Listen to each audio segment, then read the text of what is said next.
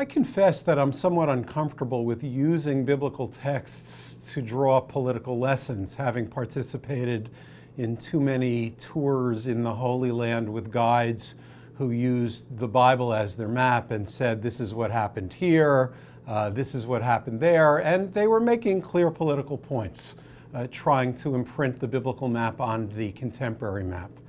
But true as Yovel's source book, which was put together on the occasion of 50 years from 1967 and the taking by Israeli forces of the territories called variously Judah and Samaria or the West Bank, communities, populations that are primarily Palestinian, invites us to think seriously of how biblical lessons might be drawn to relate to the current situation. With that invitation, I'm not going to avoid what I might ordinarily avoid, and I'm going to jump right into the mess of politics and Bible. This source book, in its section that discusses return, actually invites a very interesting set of reflections, and I enjoy the opportunity to address them.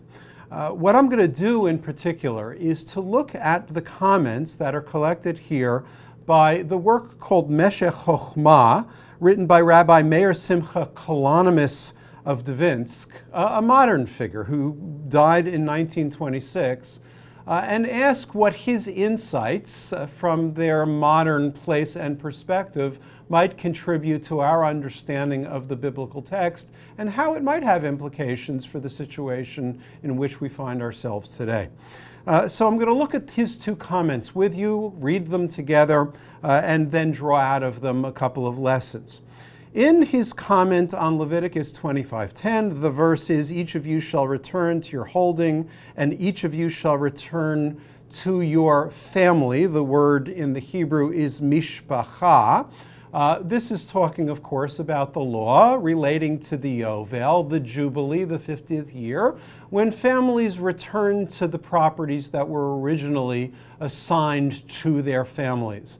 The word translated here as family, mishpacha, in biblical Hebrew actually means not family, but clan. I'll come back to that in a couple of minutes, but let's look at his comment. The simple meaning, he says, of the verse teaches us the value of each person returning to their holding.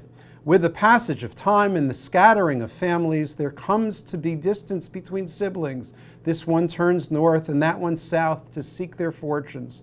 But if each person returns to their holding, they will return to the house of their parent to dwell in the place they inherit from the parents, and the people of the family who have sold their holdings will come together, will gather together.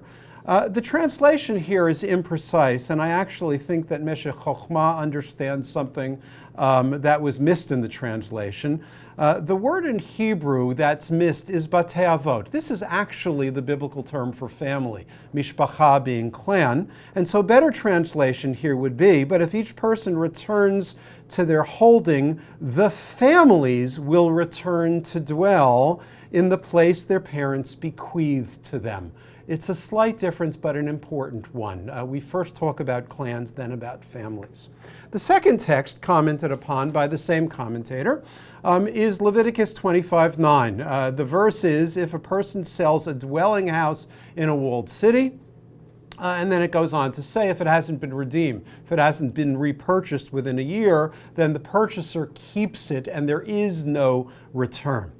So the comment is this: it is possible that the reason for this could be that fortified cities are cities defended from enemies which need to be strengthened lest they come under siege. Because of this, if it were the law that a house in a city, a walled city, be returned in the Yovel in the 50th year, over the course of 50 years, the houses would be sold many times, and in the 50th year, people would return to their holdings, and all the people of the city would be new and strangers, and would not know the entrances and exits of the city, and would have no connection or sense of unity because they do not know each other and they could not strengthen each other. Therefore, the Torah gives some time, a year, and then the sale is final. Now, These two verses and the way they're interpreted would on the face seem to contradict. The first one says that there is a right of return.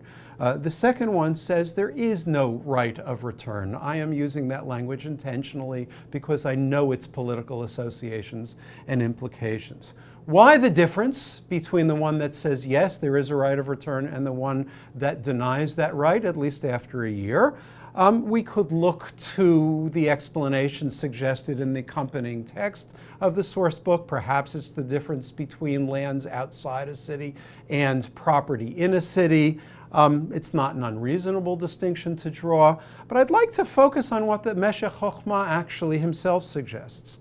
In the first case, the reason for the right of return is order to recreate, to make possible the recreation of the community, of the clan, of the family. That is to say, that which has been scattered can be brought back together. In the second case, it's in order to assure that the community that has settled in a city, despite the fact that cities always have those who move in and move out, there are transient populations, but if one has ever lived in a city, and I speak here from personal experience, one knows that if you settle in a city, you become quite intimate with those who live around you. The neighborhood is significant, those who have been there for some time, and so I know the storekeepers, I know neighbors whose names I might not know, but I nevertheless greet them on the street. I walk into a nearby shop, and I say, you know what, I don't have the money now, can you let me pay you next time? And they say, sure, not a problem, because they know me. That's the way a neighborhood in a city works, and so it's a community. What we see in the Meshech Chochmah is that in this interpretation, the right of return or the denial of the right of return is very simply about strengthening community. In one case, to bring clan back together. In the other case, to assure that some arbitrary right of return doesn't permit the disruption of a community that's been able to develop in an urban environment over the course of time. This is a very important consideration, I think, because what motivates these laws, according to the Meshech Chochmah, is quite simply that people need community, and that need for community needs to be protected. If we extend that to the question of what's happened over the course of the last 50 years in the territories conquered in 1967, then what I would suggest is the following.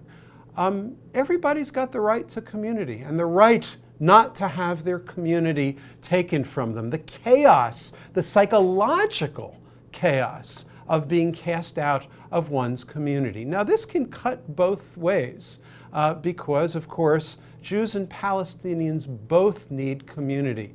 But if we ask what the primary lesson of these texts is, at least according to Meshech Chochmah, the answer would be, well, you know, if you're going to make a policy, if you're going to write a law, it better be a policy or a law that protects community to the degree possible, because people need community for their health, they need it for their welfare, and we have the obligation to respect the communities that each other lives in. This has implications for Israeli policy, it has implications for Palestinian policy, and I'll allow you to think further in terms of what the specifics might be. It's an important lesson.